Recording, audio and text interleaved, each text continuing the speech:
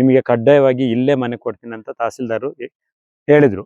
ಅವ್ರನ್ನ ಮಾತು ನಂಬಿ ನಾವು ಇದನ್ನು ಮೊದಲು ಗುಡಿಸಲು ಹಾಕಿದ್ನ ತೆರವುಗೊಳಿಸಿದ್ವು. ನಂತರ ತೆರವುಗೊಳಿಸಿ ಇಂತಿಷ್ಟು ಸಮಯ ಅಂತೇಳಿ ನಮ್ಮ ಇ.ಒ ಮೇಡಮ್ ಅವರು 1 ವಾರದೊಳಗೆ ನಮಗೆ ಇದು ಎಲ್ಲ ಇದನ್ನ ಲೆವೆಲ್ ಮಾಡಿ ನಿಮಗೆ ಬಾಂದ್ಗಲ್ಲು ಹಾಕಿ ಸ್ಕೆಚ್ ಮಾಡಿ ಕೊಡ್ತೀವಿ, ನಿಮಗೆ ಹಕ್ಕುಪತ್ರಗೂ ರೆಕಮೆಂಡ್ ಮಾಡ್ತೀವಿ ಅಂದರು. ಇದನ್ನ ನಂಬಿಕೆ ಮೇಲೆ ನಾವು ಮೊನ್ನೆ ತೆರವು ಮಾಡಿದ್ವು. 1 ವಾರ ಅಲ್ಲ, 10 ದಿವಸ ಆದ್ರೂ ಫಸ್ಟಿಗೆ ಇಲ್ಲಿ ಬಂದವರು ಒಂದು ಲೆವೆಲ್ ಮಾಡಿ ಗುತ್ತಿ ಮಾತ್ರ ತೆಗೆದು ಹೋದವ್ರು ಬಿಟ್ಟರೆ ಮತ್ತೆ ಪುನಃ ಬಂದು ನಮಗೆ ಮಾರ್ಕಿಂಗ್ ಆಗಲಿ ಇನ್ನೊಂದಾಗಲಿ ಯಾವುದು ಮಾಡಿಕೊಟ್ಟಿಲ್ಲ. ನಾವು 1 ದಿವಸ 2 ದಿವಸ 1 ವಾರ ಕಾದ್ವು.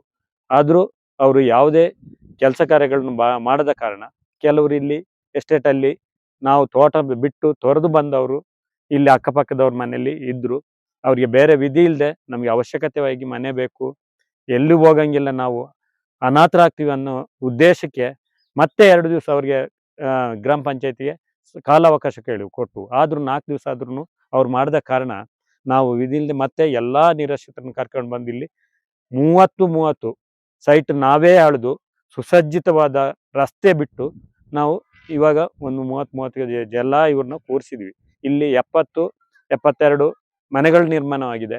ಸದ್ಯದ ಪರಿಸ್ಥಿತಿ ಅವರಿಗೆ ಸಾಕು ಅಂತ ಅನಿಸ್ತಿದೆ. ಯಾಕಂದರೆ ಕಂಡವರು ಭೂಮಾಲೀಕರ ಹೊಡೆತ ತಿಂದು ಮತ್ತೆ ಬಾಡಿಗೆ ಮನೆಯಲ್ಲಿ ಬಯಸ್ಕೊಂಡಿರೋಕ್ಕಿಂತ ಇಲ್ಲಿ 30 ಒಂದು ಟಾರ್ಪಲ್ ಕಟ್ಟಾದ್ರೂ ಸದ್ಯದ ಮಟ್ಟಿಗೆ ಮಳೆಗಾಲ ಕಳೆಯವರೆಗೆ ಇದ್ದು ಆಮೇಲೆ ಅವರ ಅನುಕೂಲಕ್ಕೆ ತಕ್ಕಾಗಿ ಒಂದೊಂದು ಮನೆ ನಿರ್ಮಾಣ ಮಾಡಿ ಇಲ್ಲಿ ಇರ್ತೀವಿ ಅಂತ ಅವರು ಇಲ್ಲಿ ಬಂದು ಕೂತಿದ್ದಾರೆ. ಇದನ್ನು ಯಾವುದೇ ಕಾರಣಕ್ಕೂ ನಾವು ತೆರವುಗೊಳಿಸಲ್ಲ. ನಿನ್ನೆ ಇ.ಒ ಮೇಡಮ್ ಬಂದು ನಾವು ಸ್ಕೆಚ್ ಮಾಡಿಕೊಡ್ತೀವಿ, ಬಾಂದ್ಗಲ್ಲು ಹಾಕ್ಕೊಡ್ತೀವಿ, ನೀವು ತೆರವುಗೊಳಿಸಿ ಅಂತ ಹೇಳಿದ್ರು. ಆದರೂ ನಾವು ಯಾವುದೇ ಕಾರಣಕ್ಕೂ ತೆರವುಗೊಳಿಸಲ್ಲ.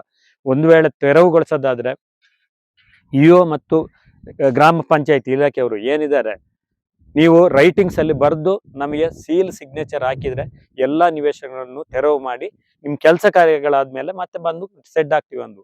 ಅವರು ನಮ್ಮ ಬೇಡಿಕೆಗೆ ಅವರು ಒಪ್ಪೋದಿಲ್ಲ. ನೀವು ಗ್ರಾಮ ಪಂಚಾಯತಿ ಸಭೆಯಲ್ಲಿ ಗ್ರಾಮ ಸಭೆಯಲ್ಲಿ ಬಂದು ಮಾತಾಡಿ ಅಂದರು.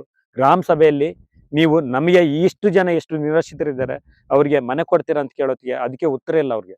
ಅದರಲ್ಲಿ 1 ಜನಕ್ಕೆ ಸಿಗ್ಬೋದು, 2 ಜನಕ್ಕೆ ಸಿಗ್ಬೋದು. ಈ ಹಾಕಿದವ್ರಿಗೆ ಏನು ಮಾಡ್ತೀರಾ ಅಂತ ಕೇಳೋತ್ತಿಗೆ ಅದು ನಾವು ಹೇಳಕ್ ಬರಲ್ಲ, ಗ್ರಾಮ ಸಭೆಯಲ್ಲಿ ಆಯ್ಕೆ ಆದವ್ರಿಗೆ ಮಾತ್ರ ಕೊಡ್ತೀವಿ ಅಂತ ಹೇಳಿದ್ರು. ಹಂಗಾಗಿ ನಾವು ಇಷ್ಟು ಜನ ನಿರಾಶ್ರಿತರನ್ನ ಯಾವುದೇ ಕಾರಣಕ್ಕೂ ತೆರವು ಮಾಡಲ್ಲ. ಇವರು ಕಡ್ಡಾಯವಾಗಿ ಇಲ್ಲೇ ಇರ್ತಾರೆ. ದುಡಿಯುವ ಕಾರ್ಮಿಕರಿಗೆ ಮನೆ ಆಗಬೇಕು, ನಿವೇಶನ ಆಗಬೇಕು, ಜೊತೆಗೆ ಅವರು ನೆಮ್ಮದಿಯಾಗಿ ಬಾಳಕ್ಕೊಂದು ಅವಕಾಶ ಮಾಡಿಕೊಡ್ಬೇಕಂತ ನಾವು TUC ಇವತ್ತಿಂದ ಇಷ್ಟೆಲ್ಲ ಹೋರಾಟಗಳನ್ನು ಮಾಡ್ತಿದ್ದೀವಿ.